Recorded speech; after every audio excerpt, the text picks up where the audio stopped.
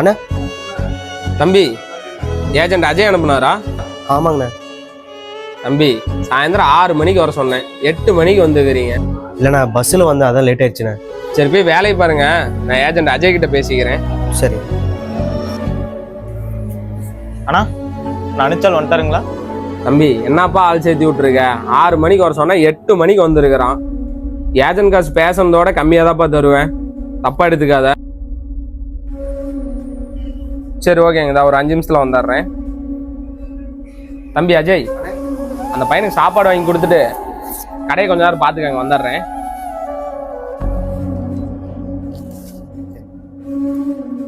அண்ணா, ஏன்னா இவ்வளவு லேட்டா வந்திருக்கீங்க? அவர் என்னை பிடிச்சி திட்டிட்டு இருக்கிறாருண்ணா. இல்லைண்ணே, குழந்தைக்கு உடம்பு சரியில்லை, ஹாஸ்பிட்டல் போயிட்டு வீட்டில் கொண்டு வந்து விடுறதுக்கு லேட் ஆயிடுச்சுண்ணே. அது இல்லாமல் பஸ்ஸில் வந்தேண்ணே. சரி, சாப்பிட்டீங்களா இல்லையா? என்ன இல்லைண்ணே. சரி, வேலையை பாருங்க. அண்ணா, இவன் வந்ததே லேட்டு, இவனுக்கு சாப்பாடு வேற வாங்கி தருவணுமா? இவன் லேட்டா வந்ததுக்கு என்னோட ஏஜென்ட் கமிஷன் வேற போயிடுச்சு வரும். தம்பி, சாப்பிட்டீங்களா இல்லையா? என்ன இல்லைண்ணே. ஏஜென்ட் அஜய் சாப்பாடு வாங்கி கொடுத்தாரா இல்லையா? என்ன இல்லைண்ணே. தம்பி அஜய், இங்க வாங்க. ஏஜென்ட் காசு தரலன்னு சொல்லிட்டு அந்த காசை எடுத்துக்கிறீங்க நீங்க.